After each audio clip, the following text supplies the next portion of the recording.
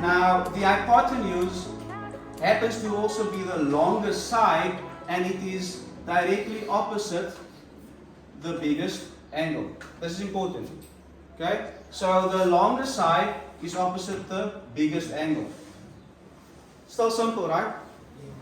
Okay, we're just defining the parts of the triangle basically.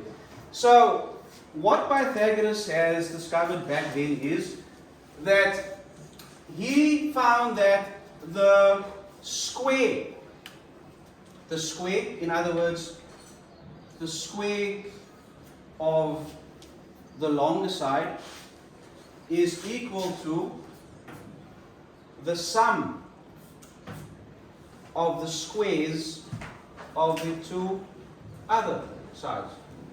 That is basically what Pythagoras' theorem is about. Are we still together? Yes, sir. So Pythagoras' theorem is basically what I've written down here. It says that if I have the value of side B and I have the value of side A, if I square both of them and I add them together, I will get the value of the square of side C. So that means that if I wanted to know the value of the side itself, remember the square of the side is not the side, right? The length of C is not equal to the square of that length. Does that make sense?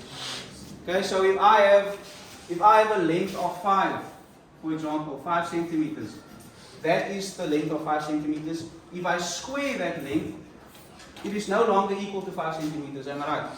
It will now be 25 square centimeters. Are we still together? Yes, sir. Okay.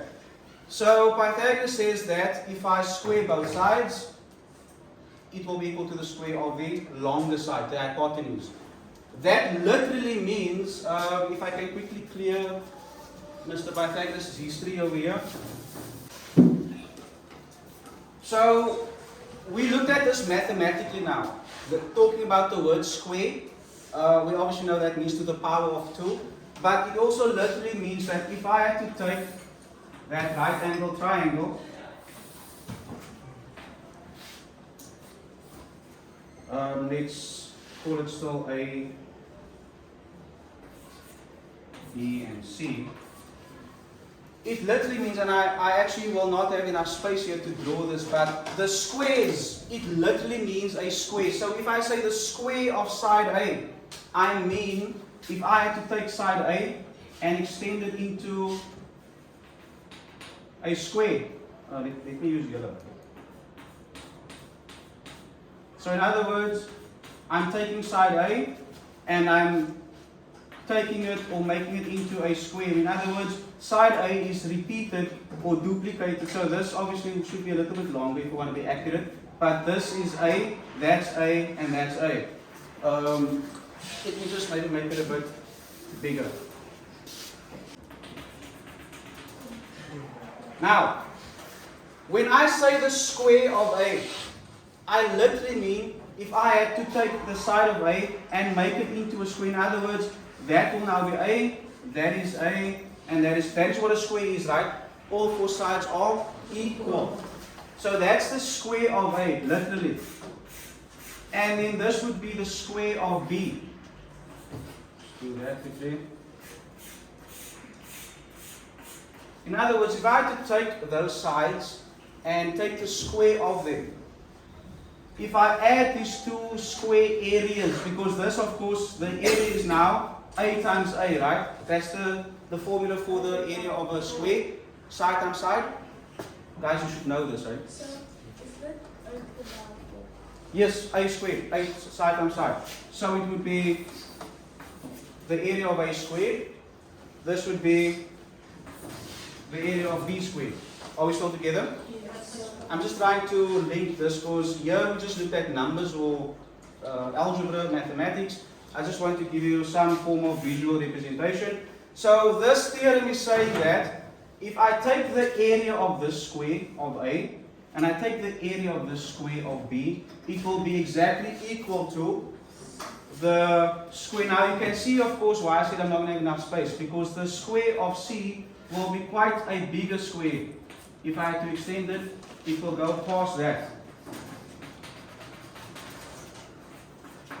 This is obviously not very accurate. But basically they're saying that these two areas will fit perfectly into the area of C squared.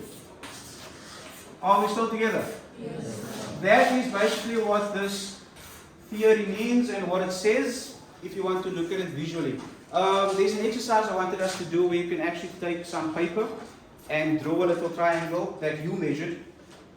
Measure the sides, cut out squares with scissors, and then actually prove to yourself that if you take the square of this one and the square of that one that you cut out, you cut it into pieces, it will fit perfectly into the square that you cut out here. That is visual proof of the theorem. Are you guys still here? Yes. Okay, you're just taking it in. Yes. Okay, I believe you. Right, are there any questions so far? No? Right, yes.